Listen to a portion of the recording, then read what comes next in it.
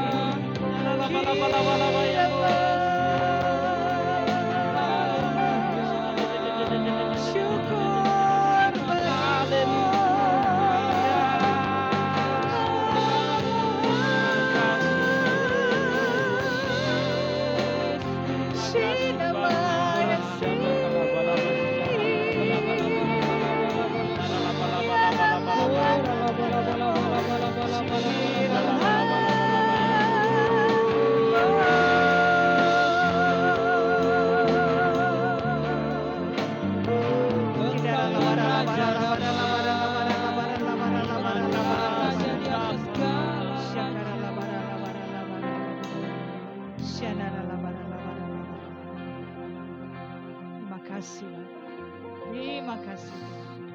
Haleluya.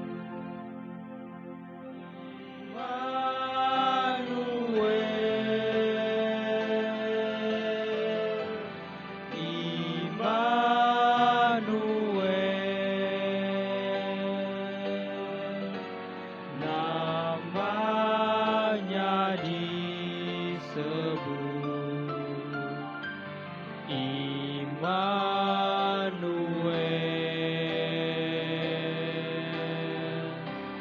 Allah serta dengan kita. Namanya disebut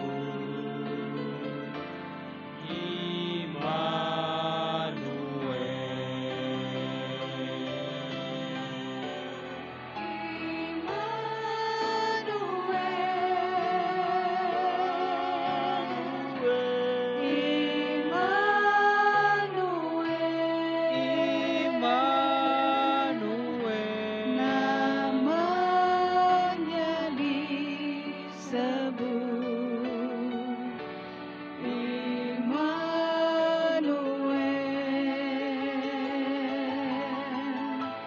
Allah serta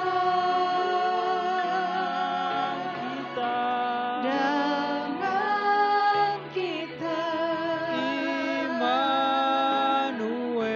Namanya disebut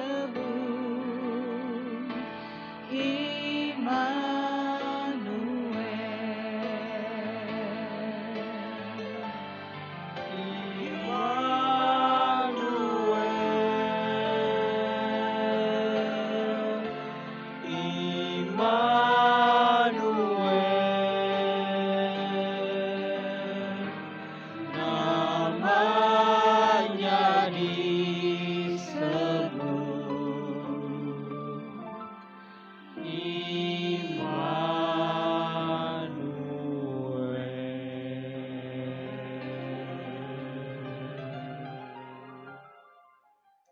Mari kita berdoa. Terima kasih untuk hadirat-Mu Tuhan. Mujizat dan kesembuhan terjadi di dalam nama Tuhan Yesus. Terima kasih Tuhan, kami mau berdoa Tuhan untuk Bapak Gembala Pembina kami, Bapak Pendeta Dr. Insinyur Nikono Toraharjo Tuhan. Kau yang memberkati kesehatannya Tuhan. Kau berikan visi yang lebih besar lagi Tuhan, agar berjalan sesuai dengan kehendak-Mu Bapa. Kami juga berdoa buat Bu Hermin, mantu dan kedua cucunya Tuhan. Kau yang memberkati mereka Tuhan. Kau berkati keluarga mereka berlimpah-limpah Tuhan. Kami juga berdoa untuk keempat wakilnya ya Bapa. Kau berkati mereka ya Bapa. Kau berkati pelayanan mereka berlimpah-limpah ya Tuhan. Kami juga berdoa untuk Ketua Rayon 1G, Bapak Dr. Johannes Raja Guguk beserta Bu Olga Tuhan. Kau yang memberkati pelayanan mereka. Kau memberkati rumah tangga mereka berlimpah-limpah Tuhan. Kau yang akan mengangkat mereka menjadi naik dan bukan turun. Kau akan membawa mereka, mengangkat mereka menjadi kepala dan bukan ekor. Kami berdoa Tuhan untuk Gembala sidang kami di tempat ini Tuhan, Bapak Pendeta James Pasaribu. Kau berkati keluarga mereka Tuhan, istri dan kedua anaknya Tuhan. Kau berkati mereka Tuhan, keluarga besar mereka ya Bapa.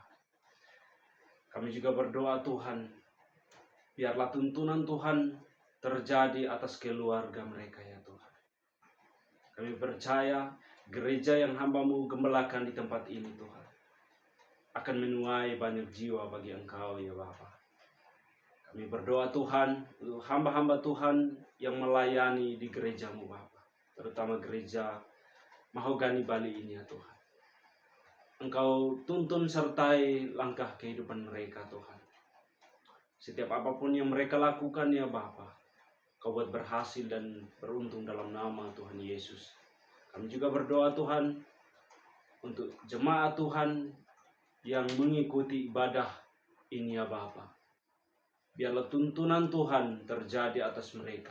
Setiap pergumulan demi pergumulan, setiap permasalahan demi permasalahan Tuhan, Engkau jawab mereka satu persatu. Terima kasih Tuhan, kami juga berdoa untuk COVID-19 yang terjadi hari-hari ini Tuhan. Kami mau perkatakan, diam dan tenanglah di dalam nama Tuhan Yesus.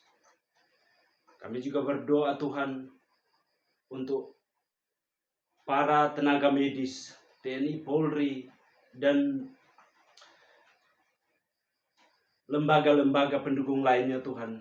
Engkau memberkati mereka Tuhan. Engkau yang memakai mereka Tuhan. Sehingga mereka boleh menjalankan tugasnya dengan baik. Dan COVID-19 boleh selesai hari-hari ini Tuhan. Kami juga berdoa Tuhan untuk bangsa kami, bangsa Indonesia Tuhan. Engkau yang memberkati bangsa ini dari Sabang hingga Merauke Tuhan. Api Pentakosta ketika terjadi atas bangsa ini, lawatan Tuhan terjadi on time atas bangsa ini. Kami percaya Tuhan, di tahun Pentakosta ketiga ini Tuhan, bangsa ini mengalami lawatan Tuhan yang luar biasa. Terima kasih Tuhan. Sebentar lagi Tuhan kami akan menerima berkat-Mu melalui firman yang disampaikan oleh hamba-Mu Tuhan. Kau berkati hamba-Mu yang menyampaikan. Kau berkati kami juga yang mendengarkan Tuhan. Kami siap mendengarkan firman kebenaran. Haleluya. Amin. Kemurahan Tuhan. Sebab waktu yang kita sedang alami hari-hari ini ya, setahun lebih kita sedang ada dalam situasi yang seperti sekarang ini. Banyak teori, banyak ekspektasi yang mungkin tidak tercapai atau belum terrealisasi sampai hari ini. Tapi satu hal, kita harus percaya janji Tuhan, bahwa kalau kita berharap kepada Tuhan, pengharapan kita tidak pernah sia-sia. Sebab itu kita perlu selalu untuk hidup dan mengalami kemurahan Tuhan dalam kehidupan kita. Haleluya. Nah, saya mau ajak kita membaca dari kitab 1 Tawari pasal yang keempat, ayat yang ke-9 sampai ayat yang ke-10. Saya baca buat kita semua ya. Firman Tuhan berkata begini. Yabes lebih dimuliakan daripada saudara-saudaranya. Nama Yabes itu diberi ibunya kepadanya, sebab katanya, aku telah melahirkan dia dengan kesakitan. Yabes berseru kepada Allah Israel, katanya, kiranya engkau memberkati aku berlimpah-limpah, dan memperluas daerahku, dan kiranya tanganmu menyertai aku, dan melindungi aku daripada malapetaka, sehingga kesakitan tidak menimpa aku. Dan Allah mengabulkan permintaannya itu. Katakan amin. Wow, luar biasa cerita ini ya. Nah, saya ingat saudara, tahun 2005, majalah Time ya, Time Magazine, di dalam satu edisinya itu menceritakan satu kisah yang terjadi di negeri China, persisnya di provinsi Anhui, di satu kampung yang bernama Kampung He.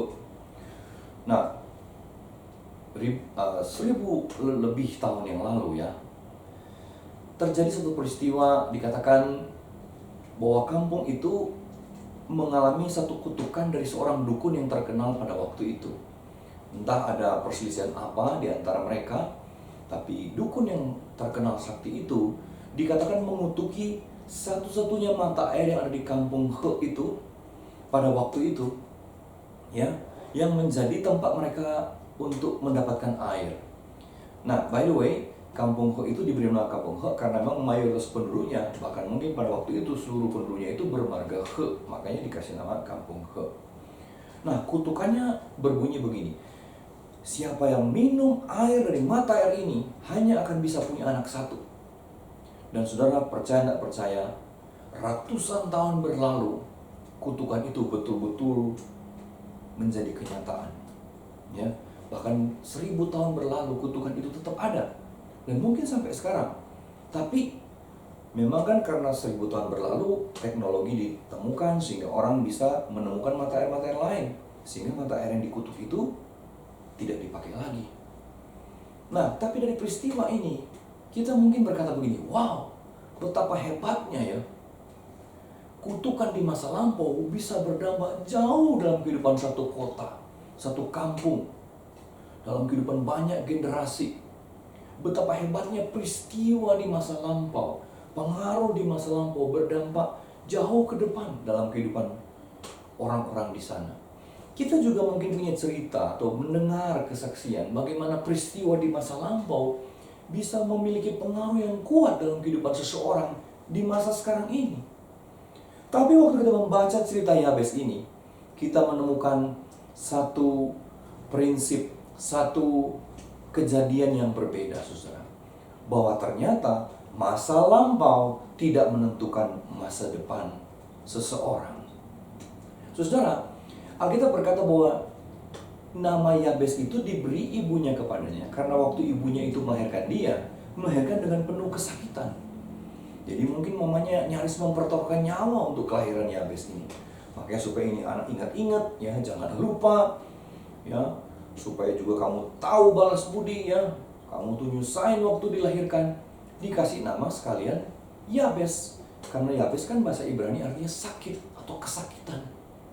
Jadi nama itu ya merupakan nama yang merupakan artinya merupakan satu peringatan buat dia, sekaligus sindiran buat dia, ya, akan apa yang terjadi itu. Sudah bisa bayangkan orang dengan nama seperti itu. Mungkin Yabes bertumbuh dewasa, kemudian dikenal sama cewek. Hai cewek, namanya siapa? Kata ceweknya, oh nama saya Veronica gitu ya, atau Jessica gitu ya. Keren banget ya. Lalu kemudian ceweknya nanya, kamu namanya siapa? Nama saya Sakit. Sakit apa? Enggak, nama saya memang sakit. Kata ceweknya, jangan-jangan emang sakit beneran nih cowok ya. Saudara, tapi Yabes berdoa kepada Tuhan. Di ayat 10 dikatakan dia berseru. Dan dia justru berdoa kebalikan dari arti namanya itu. Nama yang merupakan tanda petik ya, kutukan buat dia, sindiran buat dia, ejekan buat dia. Dia rubah justru. Dia berdoa supaya Tuhan menjauhkan itu daripadanya. Dan Alkitab berkata Allah melakukannya, Allah mengabulkannya. Dan saya percaya kita juga rindu ya saudara ya. Apa yang mungkin tidak baik yang pernah kita alami atau sedang kita alami. Tapi kalau kita berdoa kepada Tuhan, Tuhan melakukan sesuatu yang justru kebalikannya. Tuhan justru menunjukkan kemurahannya, kebesarannya dalam kehidupan kita. Sehingga justru kita tidak mengalami ya apa yang tidak ingin kita alami, saudara. Ya, kita justru mengalami apa yang kita rindu Tuhan lakukan sebaliknya dalam kehidupan kita. Yang setuju katakan amin. Nah, kita mau belajar 3 hal saya percaya menjadi alasan kenapa Yabes berani untuk berdoa seperti itu dan Tuhan mengabulkannya buat dia. Yang pertama, saudara, saya percaya kenapa Yabes punya keberanian berdoa seperti itu karena Yabes mengenal dengan benar siapa Allahnya. Yabes mengenal betul siapa Allah yang dia sembah. Nah, mari saya cerita dulu ya. Bapak Ibu, kitab Selalu Tawari ini kan ditulis oleh Ezra ya. Dan ditulis setelah pembuangan dari Babel. Jadi orang Israel waktu itu ya karena kesalahan mereka ditawan oleh Raja Nebukadnezar, semua dibawa ke Babilonia ya, ke Irak sana. Tapi kemudian setelah lewat masa itu lebih dari 70 tahun mereka ada di sana. Lalu Tuhan izinkan mereka untuk kembali. Di bawah pimpinan Nehemia, Ezra, dan yang lain-lain mereka kembali. Tapi ternyata memang tidak banyak yang kembali ya. Ada yang mencatat cuma sekitar 50 ribuan orang yang kembali. Sementara yang dibuang lebih daripada itu. Nah, kenapa yang lain tidak kembali? Rupanya yang tidak kembali itu ialah mereka-mereka yang sudah berhasil di perantauan. Mereka sudah berhasil dalam dunia bisnis ya, bahkan dunia politik juga ya. Nah, ini yang tanda petik belum berhasil di sana, mereka ikut pulang ke kampung halaman ya. Nah, Ezra menulis kitab Tawari ini untuk apa, saudara? Kalau saudara lihat di pasal 1 dan beberapa pasal berikutnya sampai pasal 9, Ezra itu menuliskan silsilah ya, atau riwayat daripada bangsa Israel. Siapa mereka, siapa leluhur mereka. Bahkan Ezra mulai dari Adam ya, kemudian terus Abraham, terus Yakub, ya. Esra ceritakan raja-raja Israel yang luar biasa itu, sampai ibaratnya di pembuangan itu ya. Nah, apa yang Esra sedang tunjukkan kepada bangsa Israel yang pulang waktu itu? Esra sedang kasih tahu identitas bangsa itu, bahwa bangsa itu adalah bangsa pilihan Allah, umat kepunyaan Tuhan. Mereka punya Allah yang hidup, yang pernah membawa mereka keluar dari perbudakan di Mesir di bawah pimpinan Musa. Tuhan membelah laut sehingga mereka menyeberang di laut yang kering. Tuhan memberikan tanah perjanjian yang sebenarnya sudah diduduki oleh bangsa-bangsa lain. Tapi dengan kuat dan gagah dan keperkasaan Tuhan, mereka boleh merebutnya kembali. Esra menulis tentang seorang raja yang luar biasa dipakai Tuhan, namanya Daud, yang menyatukan seluruh bangsa Israel. Bahkan bangsa yang kemarin menjajah mereka itu dulu takluk di bawah pemerintahan Daud. Esra sedang membangkitkan kembali kepercayaan diri dari orang-orang yang pulang itu.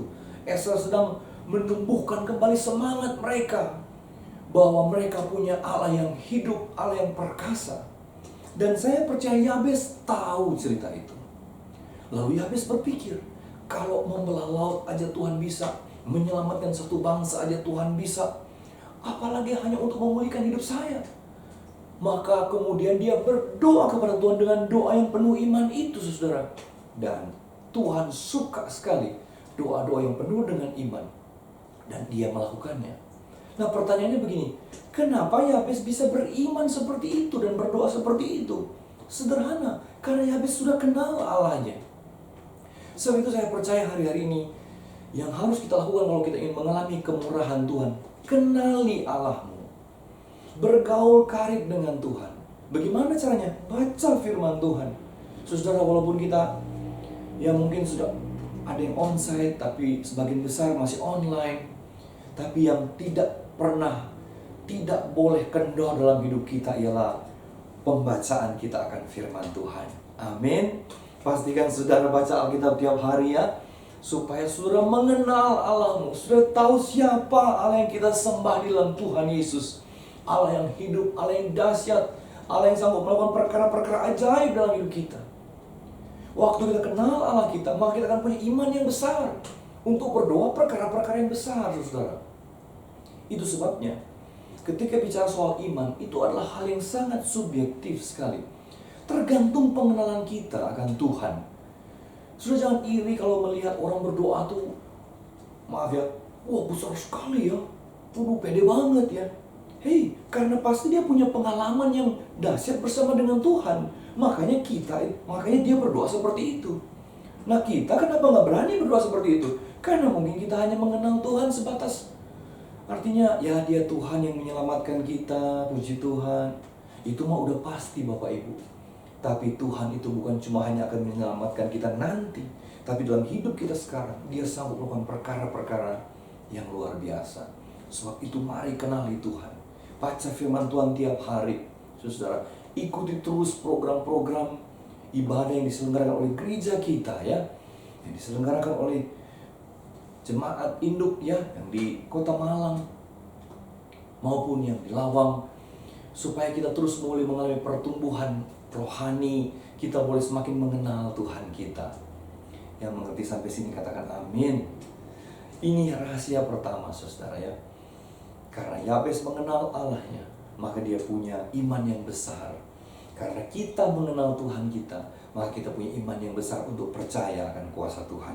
Yang kedua, saya percaya kenapa Yabes berani berdoa seperti itu, karena Yabes percaya bahwa masa depannya tidak ditentukan oleh masa lalunya. Ya.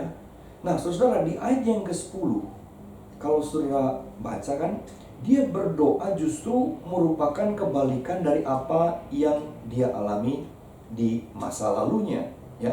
Dia berdoa dengan penuh keberanian dan Tuhan melakukannya buat dia, saudara. Kenapa? Karena dia tahu Tuhan yang dia sembah adalah Tuhan yang mempunyai masa depan. Masa lalu, peristiwa masa lalu, kutukan di masa lalu tidak menentukan apa yang akan dialami nanti. Yang menentukan masa depan bukan masa lalu, bukan pikiran kita, bukan yaitu perkataan orang, ramalan orang, apalagi kutukan orang. Tapi yang menentukan masa depan kita ialah janji Tuhan, perkenanan Tuhan, berkat Tuhan, ya, kuasa Tuhan. Itu yang menentukan masa depan saya dan saudara. Dan Alkitab kaya dengan cerita-cerita seperti ini, Bapak Ibu. Bagaimana orang yang punya masa lalu yang kelam, yang kurang baik, tapi waktu mereka berjumpa dengan Tuhan, Tuhan mengubah hidupnya, bahkan mengubah masa depannya. Satu contoh yang paling sering mungkin kita dengar, kita baca, itu seperti apa yang tertulis di Markus pasal 10, ayat yang ke-46 sampai ayat yang ke-52. Sudah pasti familiar dengan cerita itu ya. Bagaimana Tuhan itu menyembuhkan dan memulihkan seorang pengemis buta yang bernama Bartimeus, ya. Tuhan melakukan mujizat kesembuhan kepada Bartimeus itu ketika dia melewati satu kota namanya kota Yeriko. Sekali lagi Yesus ke kota Yeriko cuma satu kali dalam hidupnya ya. Waktu dia mau melakukan perjalanan terakhir ke Yerusalem, dia mengambil rute yang berbeda, ya. Yaitu dia turun ke Yeriko, ya. Nah, kenapa orang dari Galilea kalau mau ke Yerusalem selalu mengambil jalan yang lain? Tidak akan mengambil jalur ke Yeriko dulu baru ke Yerusalem. Karena dari Yeriko ke Yerusalem itu kan yang jalannya menanjak dan akan mengalami dan akan melewati satu lembah yang disebut lembah kekelaman. Nah, di situ banyak sekali ya orang-orang jahat, perampok-perampok yang tinggal di daerah itu, saudara. Tapi Yesus memilih untuk yang terakhir ini ke kota Yeriko karena rupanya dia akan berperkara dengan dua orang ini. Yang pertama waktu dia masuk, dia ketemu Zakheus dan sudah tahu Tuhan melawat Zakheus sehingga dia bertobat, keluarga diselamatkan. Bahkan pertobatannya Zakheus itu membawa dampak yang besar ya. Bagaimana dia berjanji untuk mengembalikan semua yang dia dapat dengan cara yang tidak benar, bahkan separuh hartanya dia akan bagikan buat orang yang membutuhkan. Luar biasa. Tapi pada waktu Tuhan Yesus mau keluar, ya, dia diiringi oleh banyak orang yang mengikut dia ya. Tapi tiba-tiba di tengah jalan ada orang yang berteriak, "Yesus anak Daud, sembuhkanlah aku. Yesus anak Daud," ya. Bartimeus berseru supaya Tuhan yaitu mendengar dia dan melawat dia, saudara. Sehingga kemudian Yesus berhenti dan memanggil orang yang buta ini dan bertanya, "Apa yang kamu perlukan?" Bartimeus berkata, yaitu supaya Tuhan membuat dia bisa melihat, saudara. Dan Tuhan melakukannya. Maka sejak itu hidup Bartimeus berubah. Dia tidak jadi pengemis lagi. Dia mengalami satu kehidupan yang baru, di mana dia bisa melihat, bahkan dia pergi mengikut Yesus, saudara. Pertanyaannya, kenapa cuma Bartimeus yang disembuhkan Tuhan di kota Yeriko itu? Memangnya yang sakit, yang butuh pertolongan, butuh mujizat Tuhan, kuasa Tuhan cuma Bartimeus? Apa yang sakit cuma dia? No way, pasti ada banyak orang sakit di kota itu. Ada banyak orang susah di kota itu. Tapi kenapa cuma Bartimeus yang ditolong Tuhan? Rahasianya sederhana. Karena Bartimeus berseru kepada Tuhan. Bartimeus berdoa kepada Tuhan, ya kan? Kalau waktu itu kan Bartimeus berseru karena dia ada di situ. Tapi kalau sekarang kita berarti berseru dalam arti kita berdoa. Waktu kita berdoa kepada Tuhan, maka Allah kita adalah Allah yang mengabulkan doa orang yang percaya kepadanya. Kita mesti percaya bahwa bagi Tuhan tidak ada yang mustahil, dan bahwa masa lalu kita tidak menentukan masa depan kita. Karena masa depan kita ditentukan oleh Tuhan, itu sebabnya kita harus berdoa dengan sungguh-sungguh kepada Dia. Seorang penulis buku-buku Perjanjian Lama bernama J. Wesley Brill, dia berkata begini, kenapa kita harus berdoa kepada Tuhan? Karena dia bilang, karena dengan doa kita sedang menggerakkan tangan Allah yang menggerakkan dunia. Saya ulangi, dengan doa kita sedang menggerakkan tangan Allah yang menggerakkan dunia. Tuhan yang selalu melakukan perkara-perkara yang luar biasa ya di alam semesta ini, di dunia ini. tapi Tuhan bergerak sejauh apa yang kita doakan. Untuk yang di luar kita, Tuhan tentu bekerja ya dengan caranya. Tapi untuk keperluan kita, Tuhan minta kita berdoa. Karena Dia berfirman, minta maka kamu akan diberi, cari kamu akan dapat, ketok maka pintu akan dibukakan. Jadi tetap Tuhan sanggup melakukan segala perkara, tidak ada yang mustahil bagi Dia. Tapi bagian kita ialah minta. Minta dalam doa, dalam kepercayaan kita kepada Tuhan.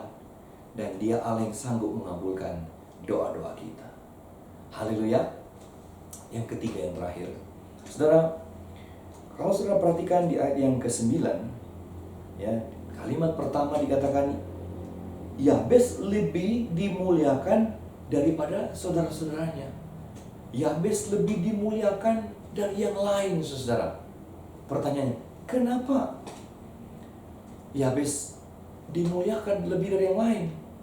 Kenapa Tuhan memuliakan Yabes lebih dari yang lain? Nah, ini yang ketiga yang saya percaya kita mesti sadari juga. Kenapa Tuhan memuliakan Yabes dan tidak memuliakan yang lain? Sederhana. Karena pasti Yabes hidupnya memuliakan Tuhan. Amin. Ya, Yabes tahu persis hukum tabur tuai. Apa yang dia lakukan, dia pasti akan tuai. Dia tahu persis kalau dia hidup memuliakan Tuhan, maka Tuhan pasti memuliakan dia. Kalau dia hidup mengasihi Tuhan, maka kuasa Tuhan, ya, perkenanan Tuhan pasti akan turun atas hidupnya, saudara. Dan ini juga yang kita mesti mengerti, ya. Kita mesti percaya bahwa pada waktu kita memuliakan Tuhan dengan segenap hati kita, maka kita juga akan mengalami, ya, yang sebaliknya daripada Tuhan. Tuhan juga pasti akan memuliakan kita. Tuhan pasti akan melakukan perkara-perkara yang luar biasa dalam hidup kita.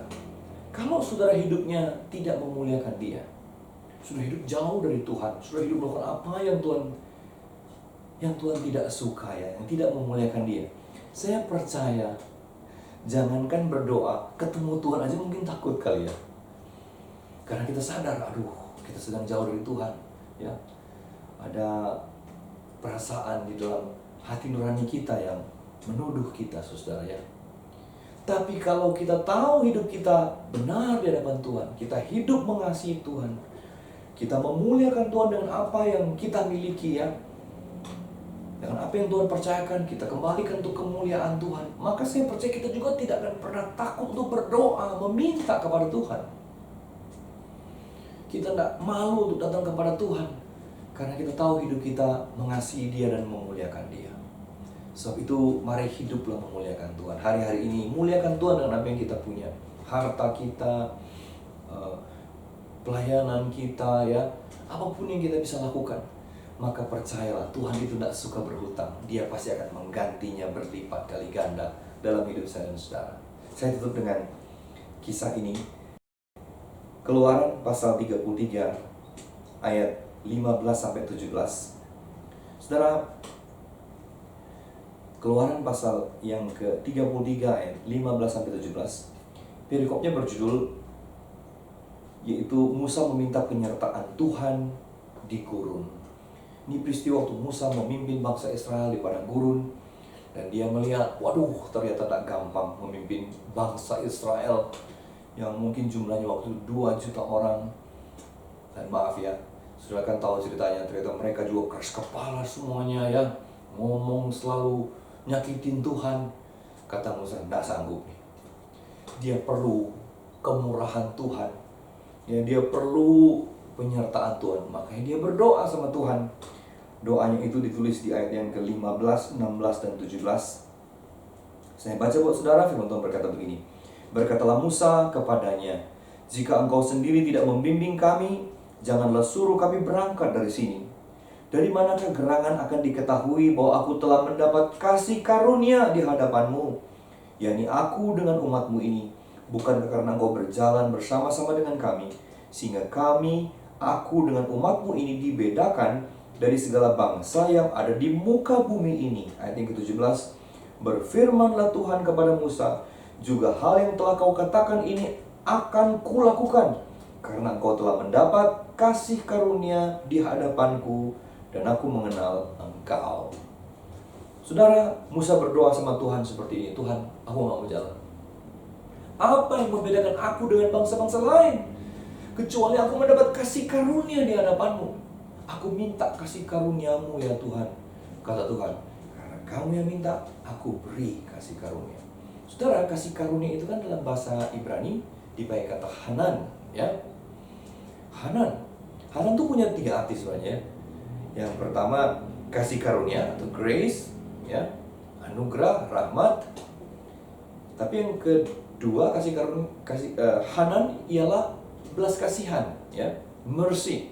Makanya sudah pernah baca ada ayat yang berkata, mari hampiri tahta kasih karunia dan terima kasih karunia. Bahasa Inggrisnya, come to the mercy seat and receive mercy, ya, belas kasihan.